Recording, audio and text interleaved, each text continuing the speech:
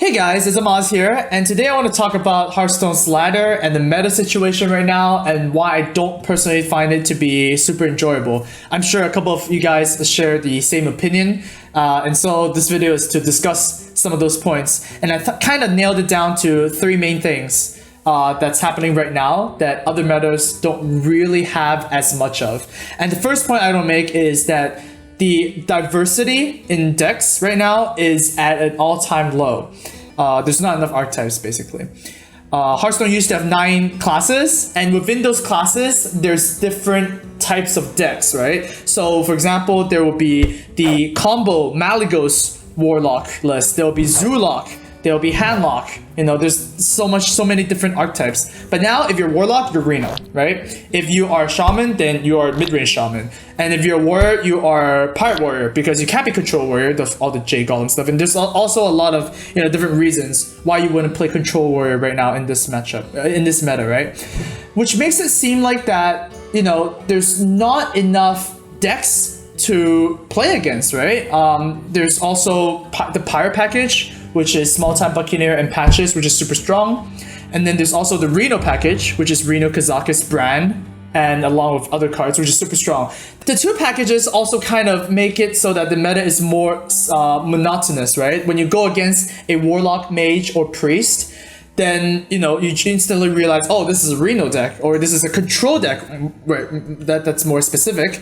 I can just mulligan and play like I'm playing a control. So in a sense, playing Mage, Warlock, and Priest is kind of like playing the same kind of deck. There's a few differences here and there. Warlocks have life tap, Mages have burn and whatever. It doesn't really matter too much, right? The main point is they kind of feel the same, right?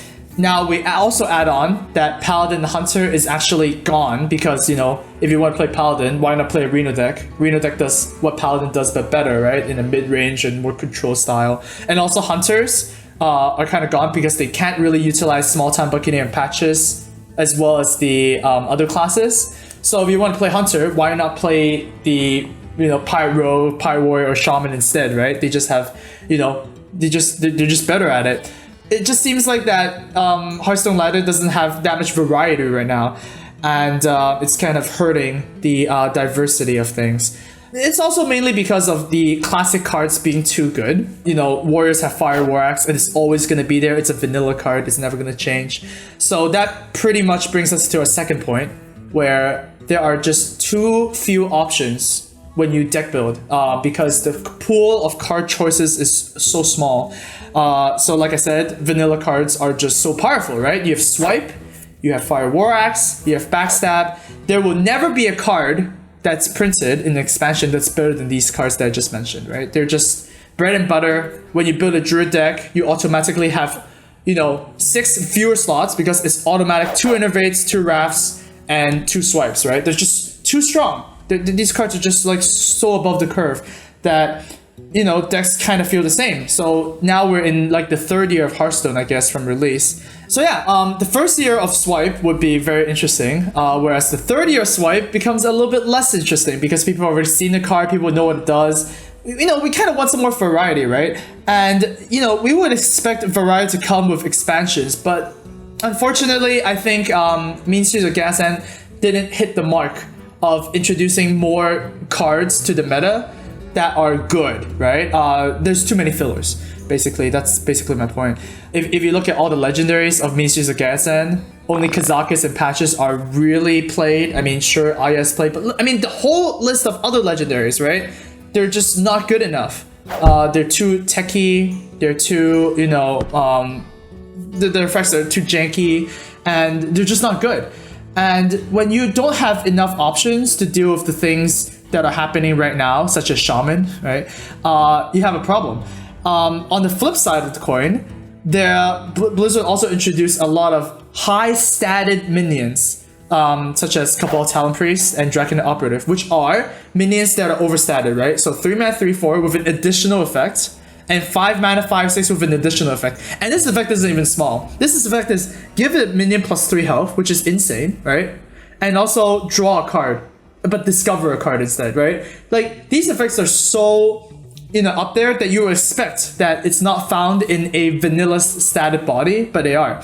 And I do not like the direction that Blizzard is taking this, right? What is the solution to defeating broken cards such as Spirit Claws and Tunnel Trogs and Totem Golems to print even better cards, right? I mean, when is it going to end? So it's like, on the one hand, you have filler cards that are so bad they don't even see play, and on the other hand, there are cards that are so good that they kind of break the system. And to fix those cards in the future, to fix the broken cards in the future, we have to print more broken cards, right? So it's kind of like, when is this going to end kind of thing, right? And also, one other thing is that all classes don't have the same amount of tools. When you look at the Shaman package, they have AoE, they have high static minions, they have, good win conditions, such as like Bloodlust and like, stuff like that. And Doomhammer, Rockbreaders, and the bunch, right?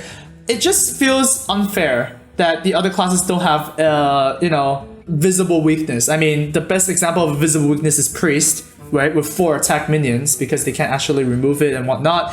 But I actually think it's fine to have visible weaknesses. So on the other hand, why do Shamans always have all the tools? Why do they need a 1-mana Spirit Claws, like a 1-mana 3/3 weapon, right? And this AoE card, and these overstated minions, and a Bloodlust, and a Flame Tongue. It just seems like that Shaman as a class has just too much to offer. So when you're not playing Shaman, you actually don't have a lot of choices in your cards, which I think it's a problem.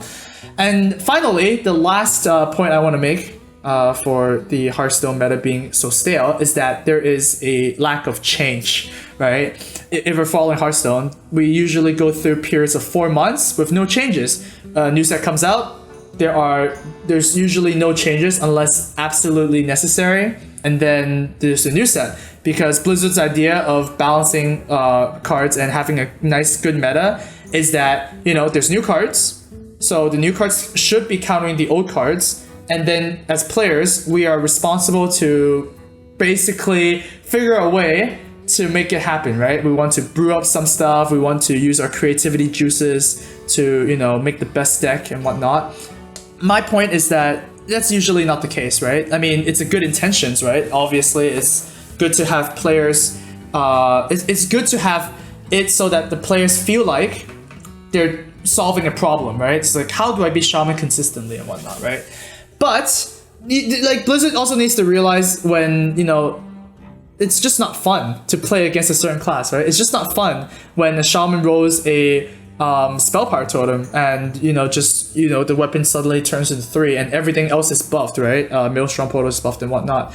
It's frustrating when that happens, and when you feel this awesome deck and that RNG event happens, it doesn't feel good. So that's my first thing. And the second thing is, why not have change, and why not have card changes every month and stuff like that, like very similar to the other games, esports games like Dota, League, and Overwatch, right?